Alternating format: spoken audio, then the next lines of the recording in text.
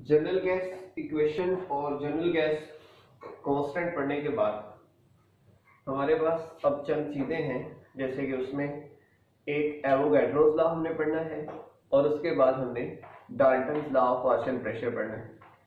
ठीक है, तो ये चीजें हम ऐड करेंगे, उसके बाद हम देखेंगे कि इस चैप्टर में क्या रहता है, क्योंकि मेन इंपॉर्टेंट पार्ट इन्हीं का ही है। तो सबसे पहले मैं थोड़ा सा Avogadro's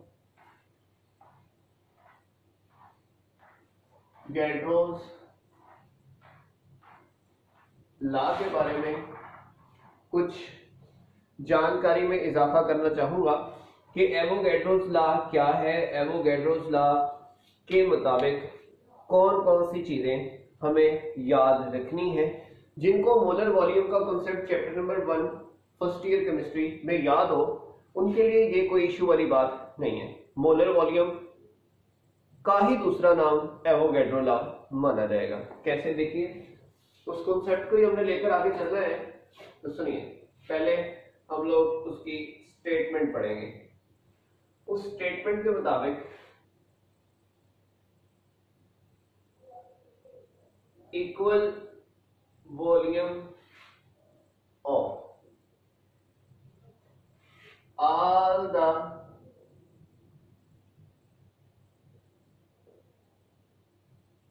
gases at standard temperature and pressure have equal number of molecules। Number of moles भी कह सकते हैं, नंबर ऑफ मॉलिक्यूल्स भी कह सकते हैं। मतलब क्या कि अगर स्टैंडर्ड कंडीशन हो तो मॉलिक्यूल्स किन पे डिपेंड करते हैं? वॉल्यूम पे डिपेंड करते हैं। यानी कि वॉल्यूम और नंबर ऑफ मॉलिक्यूल्स दोनों क्या है? डायरेक्टली प्रोपोर्शनल है। अब सुने, मैं यूं कहूं कि मोलर वॉल्यूम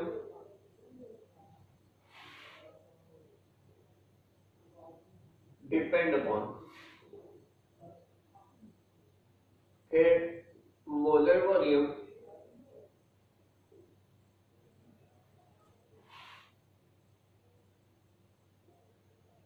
इंडिपेंडेंट ऑफ, यानी कि ये वॉल्यूम और नंबर ऑफ मॉलिक्यूल का रिलेशन बताया है। तो मैं चंद चीजें इसमें ऐड कर देता हूं कि मोलर वॉल्यूम किस पे डिपेंड करता है?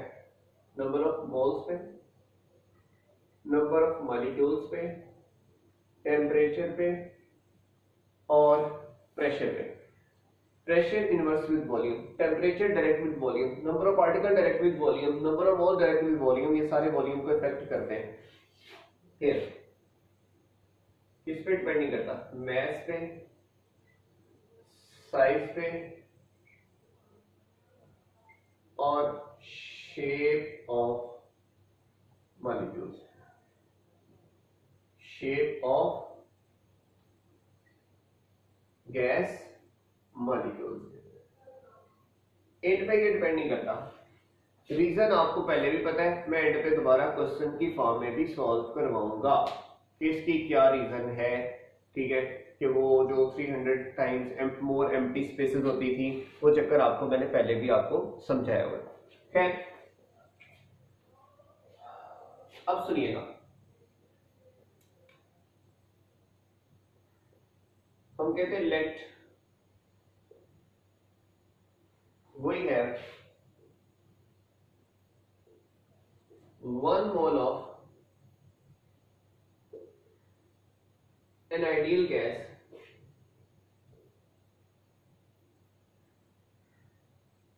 at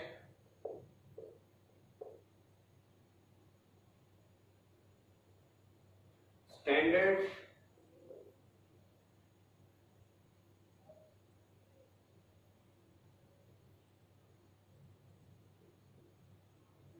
टेम्परेचर एंड प्रेशर, हमारे पास 1 मोल आइडियल गैस है, 1 मोल आइडियल गैस है, किसके ऊपर है? स्टैंडर्ड टेम्परेचर एंड प्रेशर पे। Then it's volume will be 22.414 dm cube and it will contain 6.02 into 10 raised power 23 particles. कोई भी गैस है, कोई भी गैस है, उसका 1 मोल है, उसका वॉल्यूम इतना होगा और इसमें पार्टिकल्स इतने होंगे। कब? जब टेम्परेचर और प्रेशर दोनों क्या हो? स्टैंडर्ड हो। ये वाली बात हम पहले भी पढ़ चुके हैं, पहले भी आपको बतला चुके हैं। मतलब ये वाली चीज आपने कहां पे पढ़ी है? मोलर वॉल्यूम में। सिंपल सी चीजें। अच्छा, अगर मैं चंद एक एग्जांपल लूं, लाइक मैं हाइड्रोजन की एग्जांपल लूं, लाइक मैं ऑक्सीजन की एग्जांपल लूं, लाइक मैं कार्बन डाइऑक्साइड की एग्जांपल लूं, आपके इंफॉर्मेशन में इजाफे के लिए और कॉन्सेप्ट की क्लियरेंस के लिए। हाइड्रोजन 2.016 ग्राम कर लो, ऑक्सीजन 32 ग्राम, मोलर मास एक्सप्रेशन ग्राम कर रहे हैं हम, मोल बना रहे हैं, 44 ग्राम कर लो।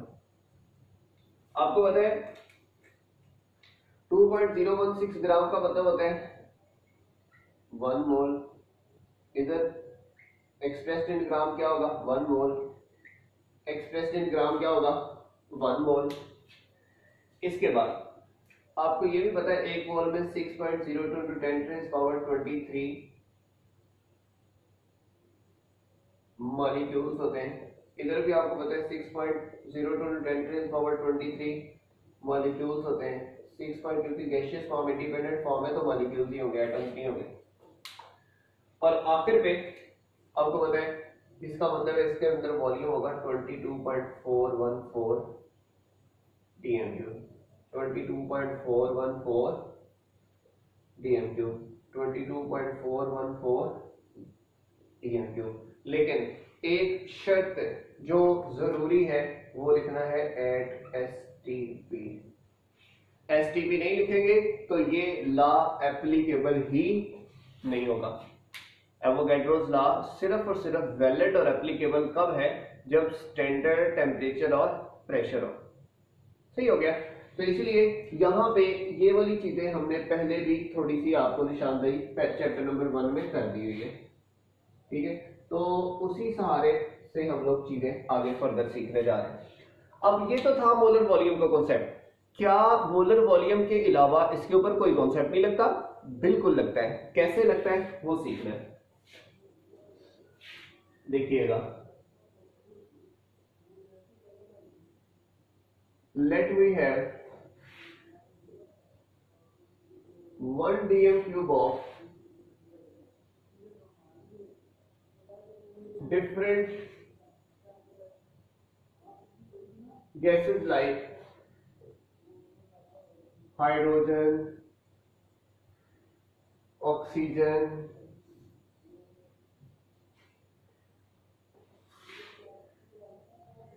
nitrogen,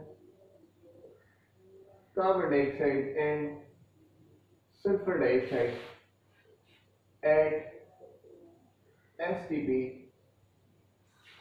then they will contain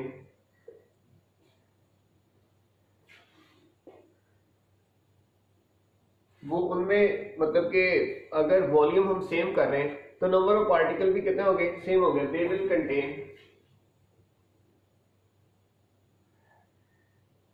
equal number of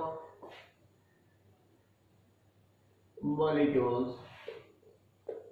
that is 2.68 into 10 raised power 22।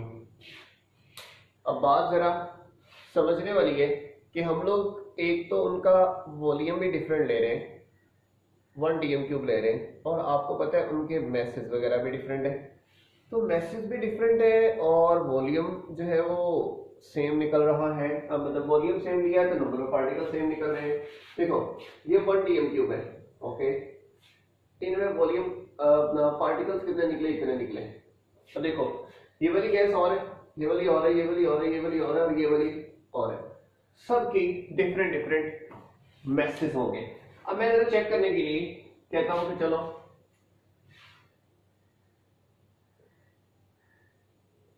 1 DM cube of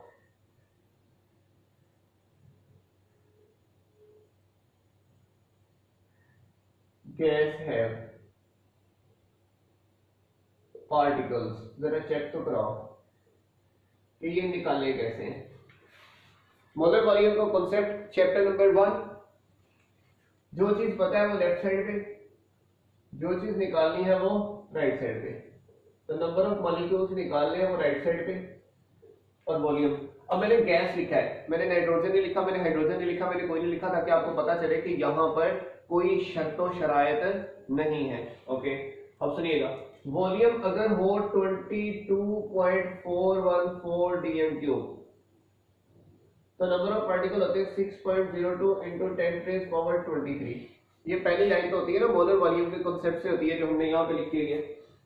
अब अगर वॉल्यूम होता 1 यूनिटी वाली लाइन, तो ये जाना था 6.02 into 10⁻23 divided by 22.414 DM cube.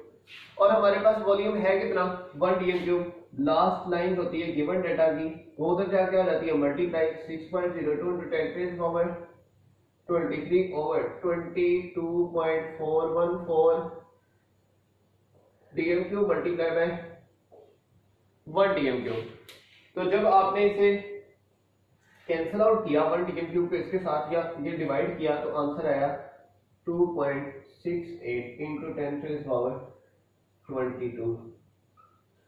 अब ये जो आंसर है ये समझने वाला है कि देखो इधर कोई निशानदेही नहीं है कि ये कौन सी गैस है। इसका मतलब हर गैस के लिए ये आंसर क्या होना है, सेम। क्यों, कंडीशन एसटीपी है। तो यहां से अब हम कहते हैं,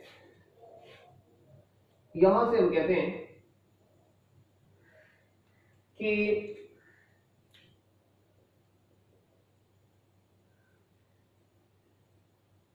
ऑक्सीजन है 16 times greater mass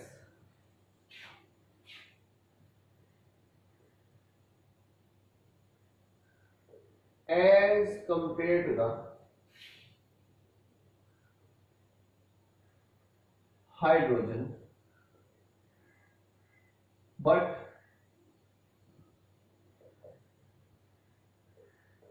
one DM cube of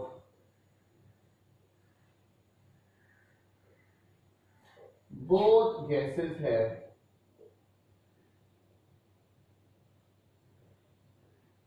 equal number of molecules in them। ये हमारे पास एक चीज आ गई कि उसका मैस जो है वो उससे 16 टाइम्स हैवियर है, लेकिन फिर भी उसमें नंबर ऑफ मॉलिक्यूल सेम है। तो हम कहते हैं दिस इज द कॉज। ये किस वजह से है, तो उसकी वजह हमने पहले भी एक्सप्लेन की है, फिर से एक्सप्लेन कर देता हूं कि वो क्यों है ऐसा। This is because at STP there are large empty spaces between molecules of the gas, between molecules of the gas which are equal to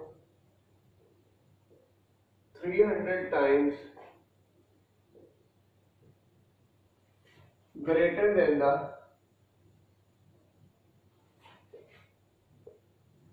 diameter of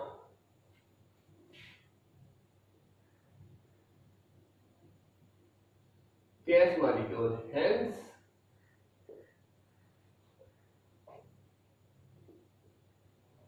volume is